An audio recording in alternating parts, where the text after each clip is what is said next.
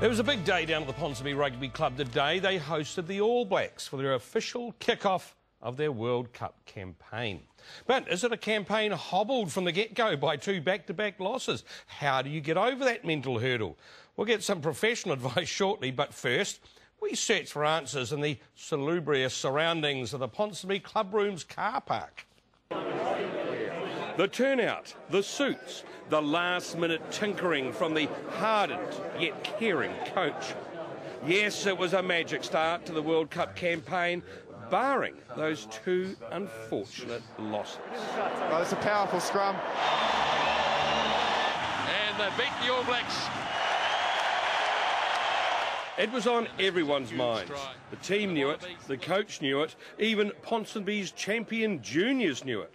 What does your coach tell you? If you've lost the previous week and you're coming back to play? Well, we didn't lose at all, so we didn't really get to know. Sorry? You've never lost, so you've got a better record than the All Blacks? Oh, no, just this year we've been undefeated. That's a crucial one. I hate that situation. It hurts, and I'm sure the players feel the same way. But it maybe in the whole scheme of things, it was a good thing.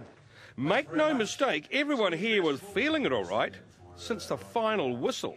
You often don't sleep very well after a game, you know, and you just lie there sort of thinking about the game and what we could have done better. But, you know, you give it a couple of days and you start sleeping better again. If you've won, do you sleep better? Oh, yeah, you sleep a lot better, yeah. Oh, there's a lot nicer thoughts going through your head for sure. Inevitably, a lot will fall to the skipper. I hope all the boys are hurting a bit because you know, that's going to make sure that we address the things we need to. And wouldn't you just love to be in that team meeting when things are addressed? I'll tell you what, the seats at the back of the room become aren't really vacant. Really, everyone's sort of trying to get there, be the first to get to that back seat. So there is a bit of that. There is a bit of cringing, and I suppose when your heads are down in your books and you know, Ted's up there speaking. You hope that you're not made of example on one of the clips that he's about to show on the big screen. What's the verdict then from a 100% winning team? Hypothetically, John D, if you had lost the game, how do you think you'd bounce back? Probably just play harder and maybe get the ball out faster.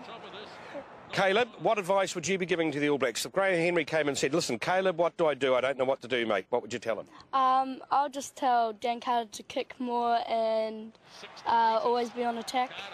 Be relentless as long as they can be. Learn from your mistakes that you do in those games. It's a responsibility of the whole group to make sure it's 100%. And it wasn't 100% in Brisbane.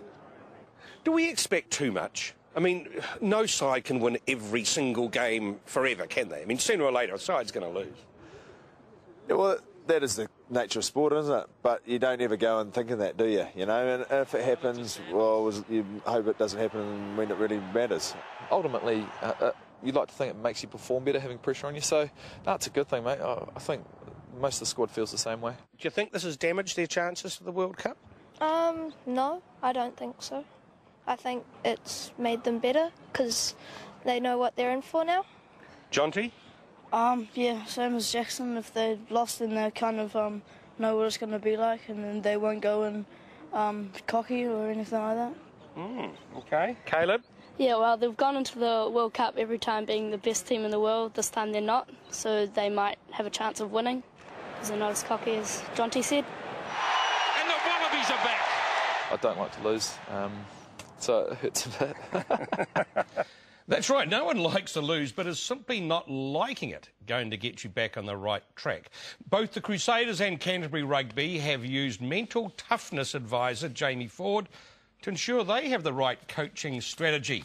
Now, he's a founding member of the Positive Psychology Association and a champion band member. I don't know quite how that affects the rugby, but listen, you've been looking at the tapes of the interviews with us today, and you've been taking notes. Just give us, from what you saw of the body language and what they're saying, what did you think? Well, I think they've bounced back very quickly, which is a very good thing. And generally, they're in a pretty good humour.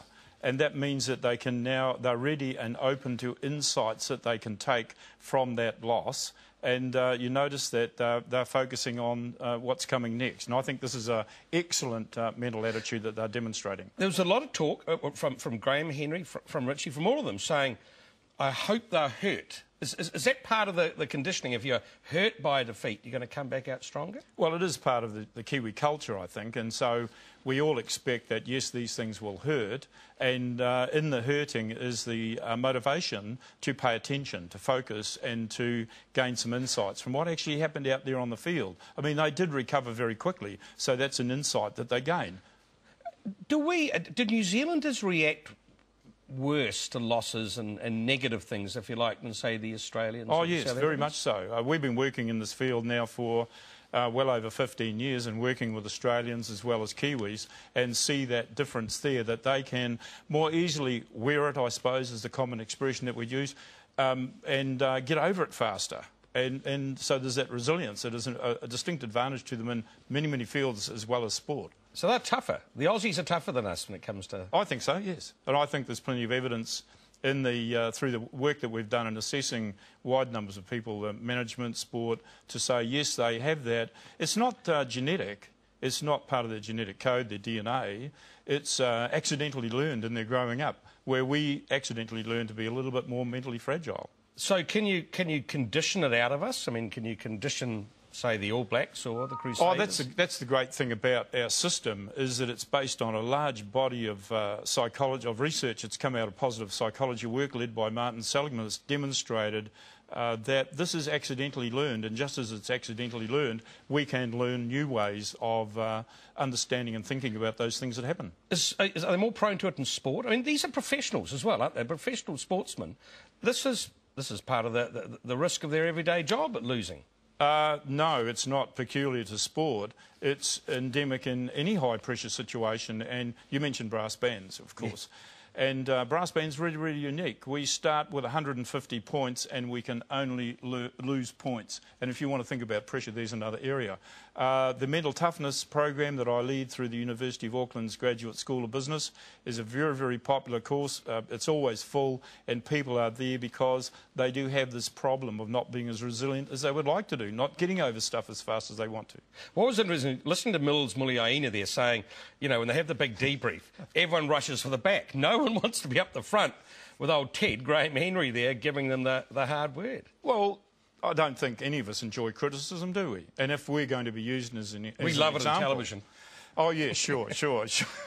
Well, we don't enjoy the criticism, but I think that in their organisation, they're simply using one player as an example that they can all gain some insight from, and that's unfortunate for that player. But I doubt whether they'll be having the borax poured on them. I don't think that's part of their culture at all. It's about insight. But given, I mean, because after the losses, I mean, you read it, you pick up the papers today, I mean, on the news everywhere, they're thinking, you know, the mental fragility, the public expectations. From your reading of them today, they're looking pretty good. I think so, yes. I was very, very pleased. I thought they were positive. I think particularly Graham Henry, in the notes I made there, he's focusing on what are the learnings and insight they can gain from that, and thinking of it, well, maybe this is a good thing. Now, the really, really wise thing he's doing is reminding all of us, the fans, because we want to be supportive and not be negative, he's reminding us, as well as the players, no winner of the Tri-Nations has won the Rugby World Cup that year when they won the Tri-Nations. So history is not against them in that regard. Look, the other thing, Jamie, I was talking to the people today, I asked all of them, look, are you looking forward to, can you actually enjoy the World Cup? Given the pressure on you, all of them, well, at least were saying to my face, yeah, I am really looking forward to it. And they seem to be genuine. And I think they will play better if they're enjoying the tournament, and if they've got excitement about being out there in front of the fans and out in front of the whole country playing against all the other countries. I mean, what a fantastic tournament. And I'm absolutely delighted that they're so excited about it. And I think this is something that maybe they're learning, that the breakers have found out. Enjoy your successes. So I would hope that every win, they just really enjoy it on the way through to the final. And the rest of us enjoy it as well. Jamie Ford, thanks so much for your time. Look, we'd love to hear your thoughts about the All Blacks' performance, how you rate their chances to take the cup. Just log on to Close Up's Facebook site or send us an email, closeup@tvnz.co.nz. Just ahead, it could...